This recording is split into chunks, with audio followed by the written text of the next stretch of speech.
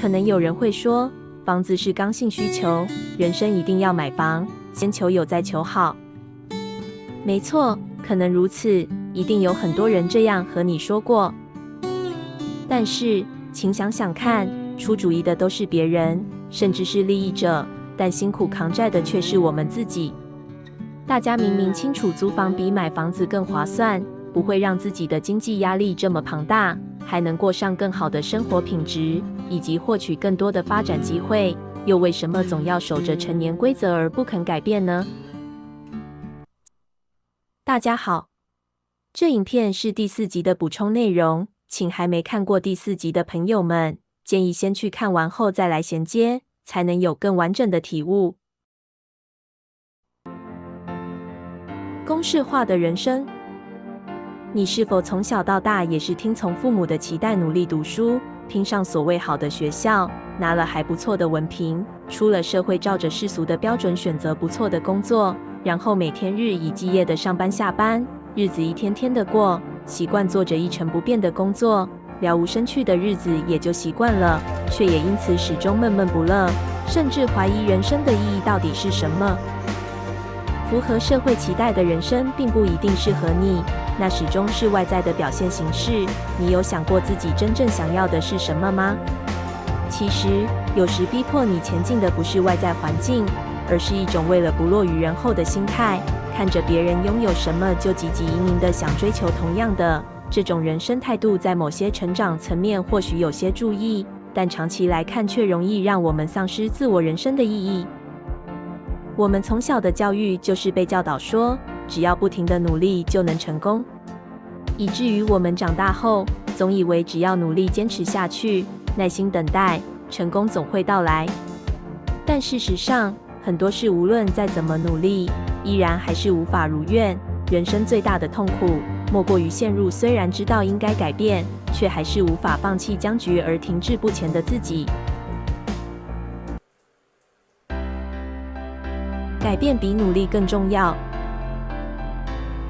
与其因为自己无法像别人一样而感到痛苦焦虑，不如坦然接受现实中无能为力的自己，学会聪明的放手，然后尝试各种新的事物，在不断的试探中找到最适合自己发展的方式。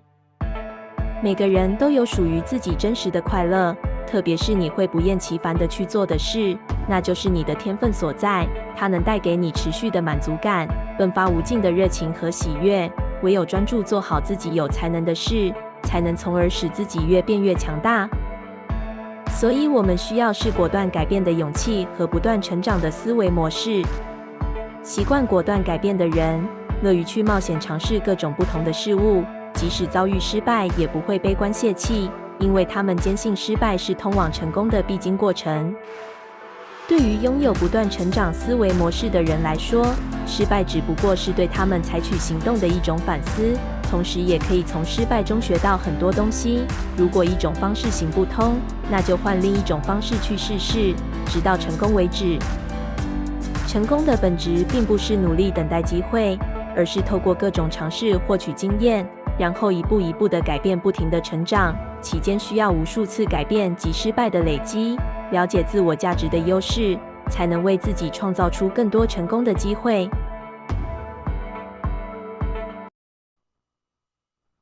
墨守成规。可能有人会说，房子是刚性需求，人生一定要买房，先求有再求好。没错，可能如此，一定有很多人这样和你说过。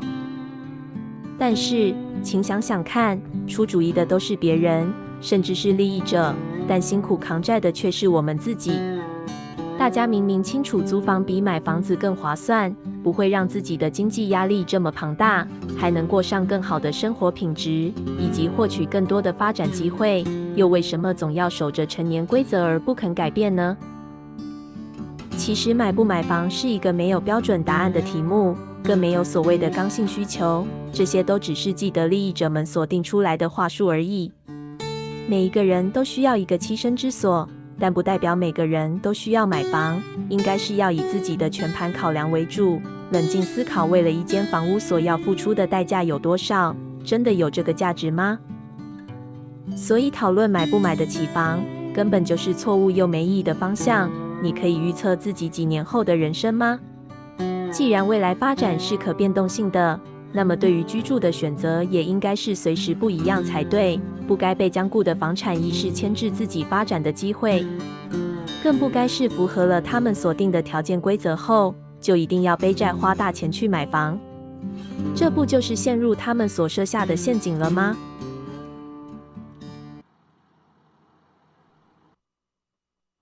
影片结尾，非常感谢看完这集影片的各位朋友们。没有公式化的人生，更没有人可以决定你的人生该如何过。只有不断摸索找寻自己的快乐来源，才能打造出专属你独一无二的人生。如果认同本集内容，请按赞订阅，并且留言你的想法。这可以让 YouTube 将这影片推广给更多人知道，以凝聚更多的集体共识。本频道每月30号更新，请记得订阅开启小铃铛，才有最新影片的通知。人的一生不过短短几十年，开心过好每一天才是最重要的事。